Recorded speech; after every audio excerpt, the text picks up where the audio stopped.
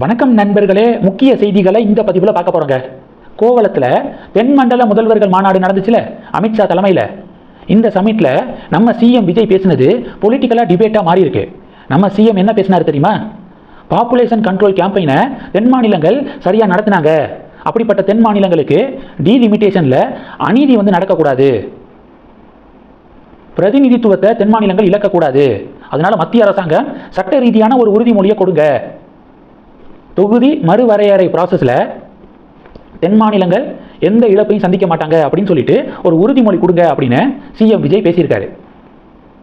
இப்போ என்ன டிபேட்னா, 4 நாளைக்கு முன்னாடி தமிழக சட்டப்பேரவையில் டீலிமிட்டேஷன் தொடர்பாக டிவிகே கவர்மெண்ட் ஒரு தீர்மானத்தை கொண்டு வந்தாங்க.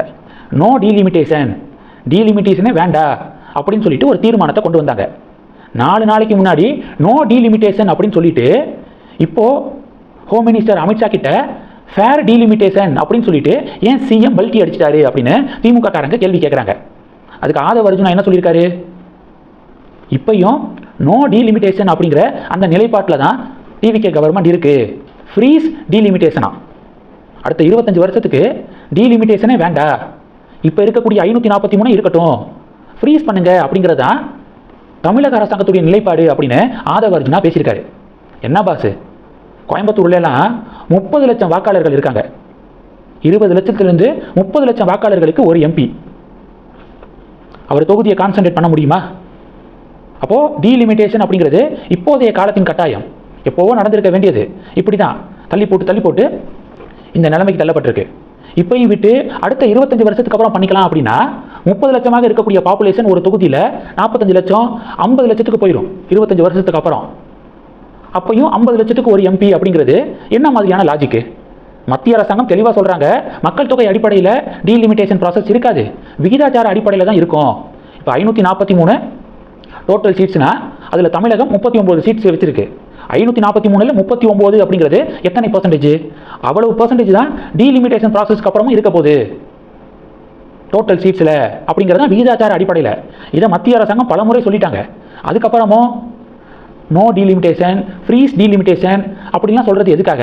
திமுக தான் அரசியலுக்காக என்ன வேணாலும் பேசுவாங்க. டிவிகே கவர்மெண்டாவது உண்மையை உறக்க சொல்லணுமா இல்லையா? ஃபேர் டீலிமிட்டேஷன் வேணும், விகிதாச்சார அடிப்படையில் நடத்துங்க அப்படின்னு சொல்லிட்டு பேசாமல் இருக்கிறத விட்டுட்டு ஃப்ரீஸ் டீலிமிட்டேஷன் அடுத்த 25 வருஷத்துக்கு வேண்டா அப்படின்னு ஒரு அமைச்சர் பேசுகிறதா? அமைச்சர் பேசக்கூடிய பேச்சா இது அப்படின்னு சொல்லிட்டு டிவிகே கவர்மெண்ட்டுக்கு எதிராக விமர்சனங்கள் முன்வைக்கப்படுது. தென்மண்டல முதல்வர்கள் மாநாட்டில் சிஎம் விஜய் பேசினது கரெக்டு. டிஎம்கே காரங்க தான் அதை வச்சு அரசியல் பண்ணுறாங்க அப்படின்னா எதுக்காக ஆதவ அர்ஜுனா மாற்றி பேசுகிறாரு அப்படிங்கிற கேள்விகள் முன்வைக்கப்படுது. அதே மாதிரி தான் ஆகஸ்ட் 17ஆம் தேதி அரசு கலை மற்றும் அறிவியல் கல்லூரி மாணவர்கள் சிஜேபி மற்றும் இடதுசாரி அமைப்புகள் நடத்தும் போராட்டங்களில் கலந்து கொள்வதை தடுக்க கல்வித்துறை, காவல்துறை, மாவட்ட நிர்வாகம் நடவடிக்கை எடுக்க வேண்டும் அப்படின்னு ஒரு சர்க்குலர் அனுப்பப்பட்டிருக்கு. இந்த சர்க்குலரை அனுப்புனது யாரு? தமிழ்நாடு கல்லூரி கல்வி இயக்குநரகம் இந்த சர்க்குலரை அனுப்பியிருக்காங்க. எனது சிஜேபி கரப்பாம்பூச்சி கட்சி இருக்கானுங்களே அவனுங்க கம்யூனிஸ்ட் இயக்கம், இடதுசாரி இயக்கங்கள் நடத்தக்கூடிய போராட்டங்களில் அரசு கலை மற்றும் அறிவியல் கல்லூரி மாணவர்கள் பங்கு பெறுவதை தடுக்கணும், மாவட்ட நிர்வாகம், கல்வித்துறை, காவல்துறை தடுக்கணும் அப்படின்னு சர்க்குலர் அனுப்பப்பட்டிருக்கு. இதற்கு கம்யூனிஸ்ட் கட்சியுடைய தலைவர்கள்லாம் கொந்தளிக்கிறாங்க. எப்படி தமிழக அரசாங்கம் இப்படியெல்லாம் சர்க்குலர் அனுப்பலாம் அப்படின்னு சொல்லிட்டு கொந்தளிக்கிறாங்க. டிவிகே கவர்மெண்ட் எடுத்த ஸ்டாண்டில் உறுதியாக இருக்கணும், என்ன தப்பு அப்படின்னு சொல்லிட்டு ஸ்ட்ராங்காக இருக்கணும். கம்யூனிஸ்ட் தலைவர்கள் கண்டித்த உடனேயே அனுப்பப்பட்ட சர்க்குலரை உடனே வாபஸ் வாங்குறாங்க கவர்மெண்ட். சிங்கிள் லார்ஜஸ்ட் பார்ட்டி நீங்கள் தான், டிவிகே தான். கம்யூனிஸ்டுக்கு இருக்கக்கூடிய சிங்கிள் டிஜிட் எம்எல்ஏ உங்களுக்கு சப்போர்ட் பண்ணியிருக்காங்க அப்படிங்கிறதுக்காக அவங்க ஒரு கண்டன அறிக்கை வெளியிட்ட உடனேயே சர்க்குலரை வாபஸ் பெறுவதா அப்படின்னு டிவிகே கவர்மெண்ட்டை பார்த்து பொதுமக்கள் கேள்விகள் எழுப்புறாங்க. டீலிமிட்டேஷன் வேண்டான்னு சொல்லாதீங்க, ஃபேர் டீலிமிட்டேஷன் வேணும்னு சொல்லுங்க. அதே மாதிரி சர்க்குலர் அனுப்புனதில் என்ன தப்புன்னு கேளுங்க, உண்மையை உறக்க பேசுங்க அப்படின்னு சொல்லிட்டு டிவிகே நிர்வாகிகளுக்கு பொதுமக்கள் அட்வைஸ் பண்ணுறாங்க. இது ஒன்று. ரெண்டாவது, நயினார் நாகேந்திரன் உடனே டெல்லிக்கு வாங்க அப்படின்னு பாஜக மேலிடம் கூப்பிட்டுருக்காங்களாம். ஹோம் மினிஸ்டர் அமித்ஷா போன வாரம் திருவண்ணாமலையில் சாமி கும்பிட்றதுக்காக வந்திருந்தார்ல, அப்பையும் சரி, இப்போ தென்மண்டல முதல்வர்கள் மாநாட்டுக்காக சென்னை வந்திருந்த போதும் சரி, தமிழக பாஜகவை திரும்பி கூட பார்க்கலையா ஹோம் மினிஸ்டர் அமித்ஷா. பாஜக மாநில தலைவர் நயினார் நாகேந்திரனையும் திரும்பி கூட பார்க்கலையாம். என்ன காரணம்? தமிழக பாஜக மேல அவ்வளவு கோபத்தில் இருக்காங்களா பாஜக மேலிடம். 2026 சட்டப்பேரவை தேர்தலில் அதிமுக கிட்ட இருந்து பாஜக ஸ்ட்ராங்கா இருக்கக்கூடிய தொகுதிகளை நயினாரு கேட்டு வாங்கி தருவாரு அப்படின்னு நினைச்சா, நயினாரு, வானதி, தமிழிசை, எல் முருகன் இந்த 4 பேருக்கு மட்டும் வேண்டிய தொகுதிகளை வாங்கிட்டு மற்ற தொகுதிகள் எல்லாமே கஷ்டமான தொகுதிகள் அதிமுக கிட்ட இருந்து கேட்டு வாங்கியிருக்காங்க. அந்த கோபம். அடுத்து எலெக்ஷன் ரிசல்ட்டு பாஜக படுதோல்வியை சந்திச்சிச்சு. போன வாட்டியாவது 4 எம்எல்ஏ, இந்த வாட்டி 1 எம்எல்ஏ. ஓட் ஷேரு 12% 2% ட்ராப் ஆயிருக்கு. இது 3வது ரீசன். 4வது, அண்ணாமலைக்கு எதிராக உள்ளடி வேலைகள் பார்த்து அண்ணாமலை கடுப்பாகி பாஜகவை விட்டு வெளியில் போகிறேன் அப்படின்னு சொல்லிட்டு வெளியில் வந்துட்டாரு.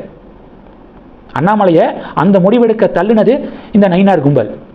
அந்த கோபம். 5வது, அண்ணாமலை தான் இப்போ வெளியே வந்துட்டார்ல, இதுக்கப்புறமாவது கட்சியை வளர்ப்பதற்கு ஏதாவது நடவடிக்கை எடுக்கலாம்ல.